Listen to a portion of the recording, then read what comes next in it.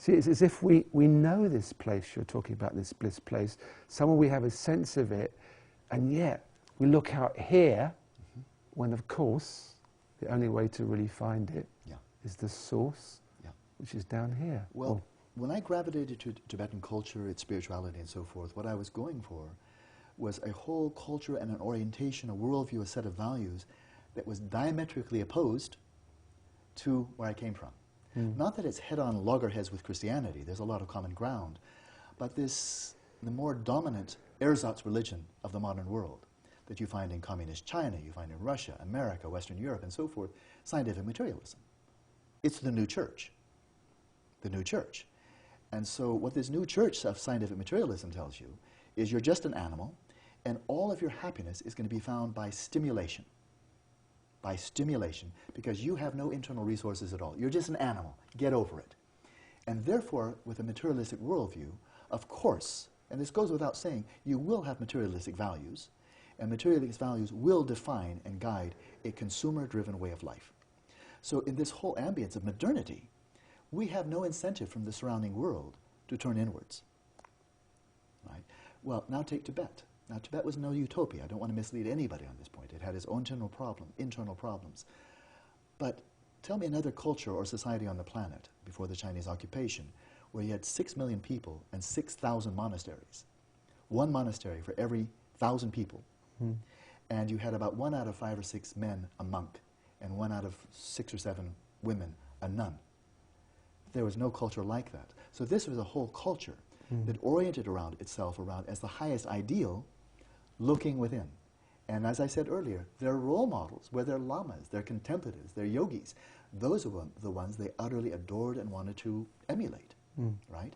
So when you do that, actually this sounds maybe very esoteric, very occult, very Asian and what have you. But I would say this is where the road forks. And it's not that that the ideal is that we all become utterly otherworldly, we try to live in a cave and so forth. But the Christian theologian, the brilliant philosopher Thomas Aquinas, one of the most brilliant people ever to appear on our planet, within human population, he made a comment that I think is profoundly and universally true. He said the whole point of the political life is the contemplative life. Now, by the political life, he's not talking just about politics.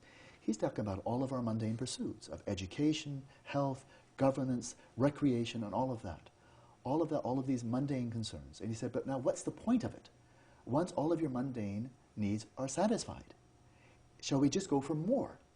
Well, that is the recipe, that's the formula that modern civilization is following, and it's following it to its own destruction. It's like a herd of lemmings heading towards all with the same worldview, streaming towards the cliff and seeing how fast we can get there. This year we'll have 7 billion people, most of whom are thinking the way to happiness is by greater acquisition and greater consumption. Let's go for it, and let's bring science and technology to our aid, and let's succeed. And there go the lemmings towards the cliff, because this planet will not sustain that. Now, does this mean that these hedonic pleasures, that having education, clothing, shelter, and so forth for your children, this is a waste of time? Obviously not, enormously important, but what's the point? And so this is where the road forks. Take care of the mundane. As Jesus said, give unto Caesar what is Caesar's due. That is not trivial. If you're hungry, you just want food. You don't want meditation lessons, right? But once you have enough, that's where the fork in the road is.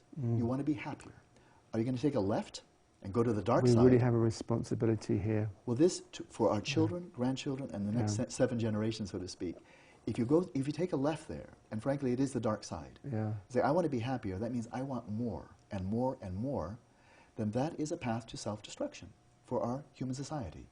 You can say, now that I have more, now I'm going to follow Thomas Aquinas, or the great sages of ancient Greece, and Buddhism, and Taoism, and Confucianism, and Hinduism. They all say the same thing. Once your basic needs are met, now get on to what is really important. Start cultivating and drawing from your inner resources.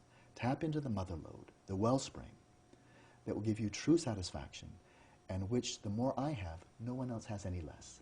The Greeks called this eudaimonia, human flourishing, genuine happiness, and the only place it comes from is by tapping into inner resources of your own awareness. That's a great place to finish, and we need to finish there. Yes, thank you very much for coming in, talking to us here at Conscious TV. I'm going to hold up, this is one one of Alan's many books, Buddhism and Silence, which is a very interesting read. Thank you for watching Conscious TV, and I hope we see you again soon. Goodbye.